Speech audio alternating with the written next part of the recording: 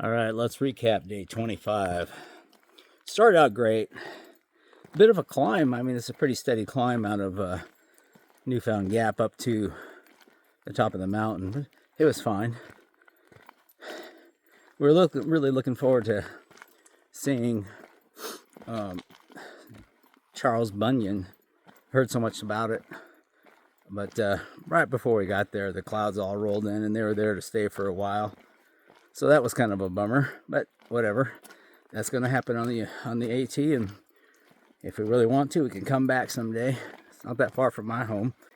Right after that, we left, and we expected that there were going to be a little bit of rain, a light rain, but instead, there was a loud thunderclap, and within 60 seconds or so, the skies opened up, and it was a deluge.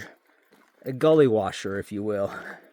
And we both took off our packs and tried getting our rain gear on pretty successfully, but everything got really wet. Everything was soaked. And then what was worse is that the temps had dropped drastically and the wind picked up a little bit, and I was freezing. I was cold, my hands were numb. I started walking just to generate some heat. Met another hiker. It's a lady who passed us and said her friend was behind her about a mile, but she's worried that she's going to get to the shelter and there'll be no spots left, so she was really hustling. I'm like, both Buzz and I were thinking, we haven't stayed in a shelter at up to this point, but maybe tonight would be nice. Considering everything was wet, our gear was wet, we didn't want to set up our tents in the mud. So, cool. So we hiked on. At some point, I saw her friend about 100 yards behind me, and I'm thinking hey, I better hustle. Not that it probably mattered. I don't know why I was thinking that, because her friend the first person probably saved a spot for her in the shelter if it was full. And for all I know, it was empty. But I got it in my head that I was just going to not let her pass me. So for the last 1 mile up to the shelter, I just pushed really hard, not stopping, all the way up hills. And I was pretty proud of that.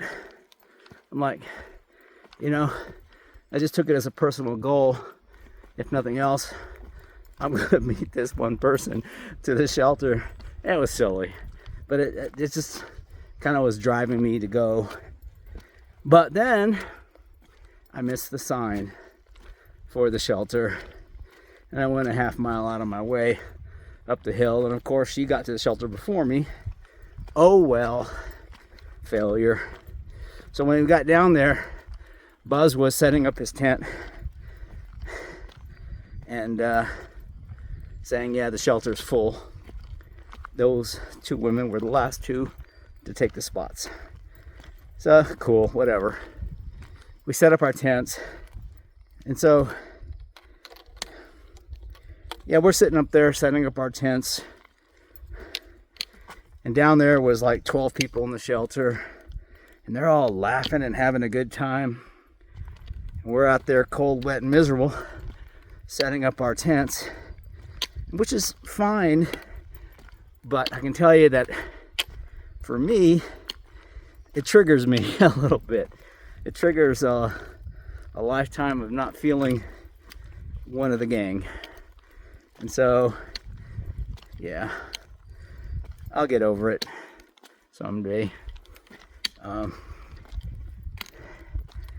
It's fine. Everything's fine. So I just thought I'd share that with you. We made our dinner. I had the Louisiana red beans and rice. And took to bed about 7:30 or so. I don't know. Yeah, about that. I just listened to audiobooks and eventually went to sleep. Day 26.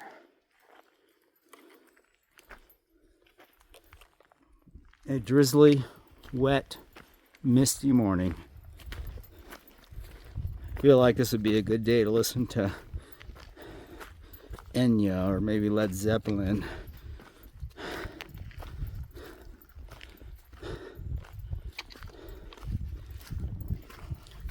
Had a brief rain while we were packing up, which was not too bad, so that didn't suck too much. Sort of a crappy breakfast, but got some calories in me. Had a good cup of coffee. Had a business meeting. The one thing that sucks is that hike back out of that shelter. That's 0.4 miles uphill to get back to the trail. Whew, it's a lot to start your morning with. It's a pretty steep climb. We're back on the trail. The trail is not steep at this point. I know because I've already been on it yesterday, unfortunately. So we're doing that first half mile that I did the day before, accidentally.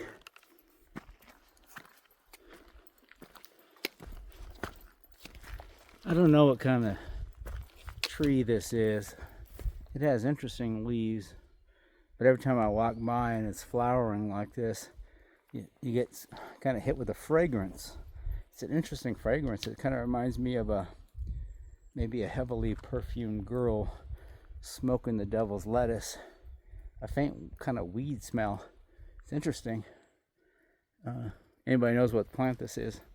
Let me know. There's a lot of it been growing along the trail. So today's plan was to leave that last shelter.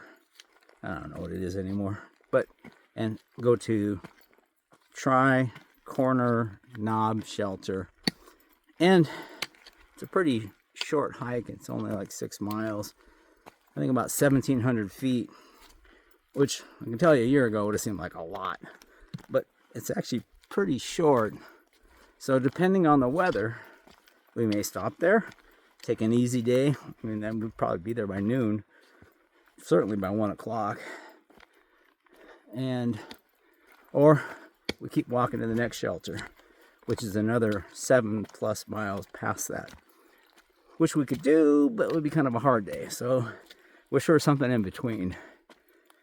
It's like something out of Lord of the Rings waiting for me at the top of the hill. It's Buzz. Buzz. Buzz.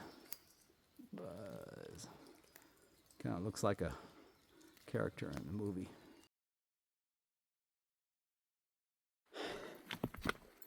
So day 26. Still a lot of the moss-covered forest we're in.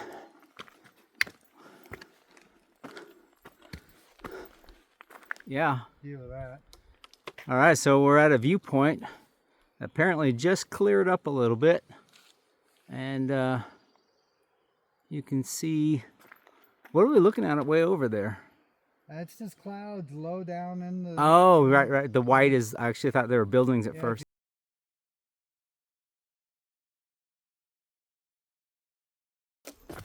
So again, in terms of lessons learned on the trail, it's interesting the things you don't really quite realize until you're out here. So packing for this 4-day stint in the Smokies, knowing there's going to be rain, we're going to be wet.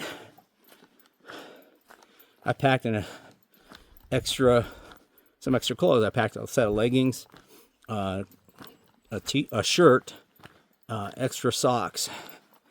And I can tell you, when I got into camp last night, freezing and shivering, it was really nice to put on some dry clothes and crawl into my quilt and liner. So, cool. But my thought was, when I originally packed them, is, hey, the next morning I could start out with dry clothes and dry socks, because everybody knows that putting on wet socks kind of sucks. Well, yeah, so this morning I realized that if I put on my dry socks into my soaking wet shoes, because of course the shoes didn't dry overnight, I'm just going to have another pair of wet socks within 5 minutes or so or less. And if I wear like my dry shirt and it starts raining, I'm just going to have another wet shirt. And then when we get to our next tent site, I'll have no dry socks and no wet shirt or no dry shirt.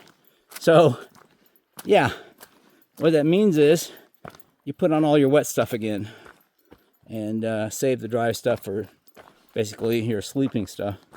So that's a lesson I didn't realize. Now I know. It's good to have dry stuff for sleeping and just put on the wet stuff in the morning. So to my surprise, my shirt and pants, like in 5 minutes, were dry just from walking. My socks are still wet. It's been an hour. They may be wet all day. I don't know. We're still walking in streams, so there is that. Yeah, so that's lesson number. I can't keep track. I've had so many lessons I've learned on this trip. It'd be funny maybe at the very end do a compilation of all the things I've learned and all the ways I was an idiot, or how many times I lost my spoon. I don't know. Well, so yesterday I had, if you're following along, you know, I fell on my ass. It actually hurt quite a bit, and it took me a few minutes to kind of regain my composure and get back to hiking. But after a couple minutes, of hiking, I felt nothing. It was fine, you know. But at the end of the day, I found I couldn't really sit down. It hurt so much.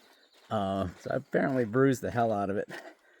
Where it really became an issue was trying to sleep. No matter how I laid, I guess I'm not a stomach sleeper or whatever you call it. So that may have been the only way to not have pain. But every time I moved or tossed or turned or tried to lay on my back, I'd get this jolt of pain from my butt from where I hit it on that rock. And yeah, that kind of sucked. Other than that, I'm feeling great. I really appreciate the lack of rain. I appreciate the lack of cold. It's one of the things I learned early on when I was hiking. I backpacked when I was, I think, 15 in the Sierras for a number of days. And my main takeaway was when I came home and took a hot shower and went, oh my God, this is glorious. And I swore to myself, never take hot showers for granted. And I can say, I mean, I don't go in every day that I take a hot shower and go, oh my God. But, you know, I always try to appreciate things like that and take note. So this is day 6 of our Smokies, day 26 of our hike. I am looking forward to taking a short break from our hiking in a couple days and getting some stuff done, getting dried out, and getting that hot shower.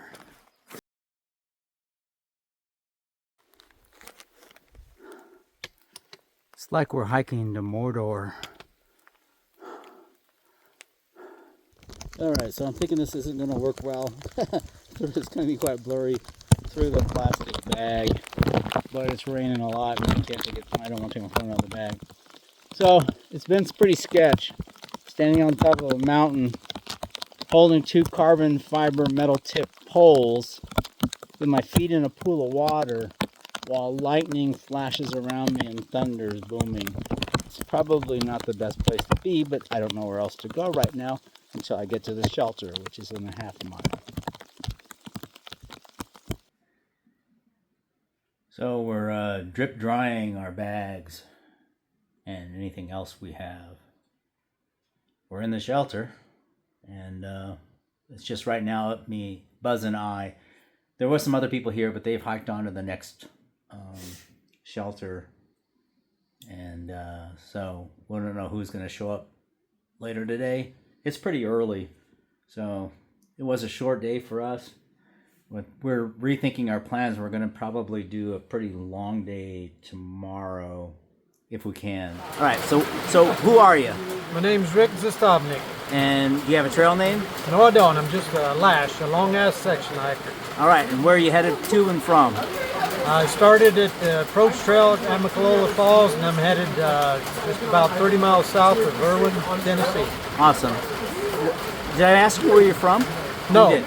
I live in Mesa, Arizona. Mesa, Arizona. Right, and you were from somewhere else originally. Born and raised in Eastern Kentucky and lived in North Dakota for 30 years, and been in Arizona the past 12. All right, cool. Thank you. Thanks, man. All right, so who are you? Who are? All right, we'll start. Good thing I can fix this in post. So let's try this again. I like the laugh. The smile's good. Who are you? April. April. And do you have a trail name yet? Dogwood. Dogwood. And how'd you get that? My trail name is Dogwood because I'm from North Carolina. right. It's the state flower of North Carolina. Cool. And my daughter said, Mom, you got to be Dogwood. So right. I did it. So what part of North Carolina from? Grew up in Greensboro, Yeah. and I live in Raleigh, North Carolina. Raleigh. Yep. Cool. And where are you going? To Maine. Katahdin, Maine. Any specific goals on the trail? Goal number one for me was really just to immerse myself in nature. So I'm loving all the flowers, great wildlife stories I'm hearing here in the shelter. It's all good. Yeah. And are you going to be following politics a lot while you're on the trail? I'm absolutely not going to do that. But actually, what I am interested in, as somebody who follows politics in their real life, or whatever you want to call it, is kind of the culture of the trail. I love the culture of meeting people who are strangers, but they're also your friends. The culture of all the support that comes in for hikers. And so that's kind of what I'm thinking about. I have here made a list of all the trail names that anyone can think of here in the shelter. It's been fun. Awesome. Thank you. Appreciate You're it. welcome.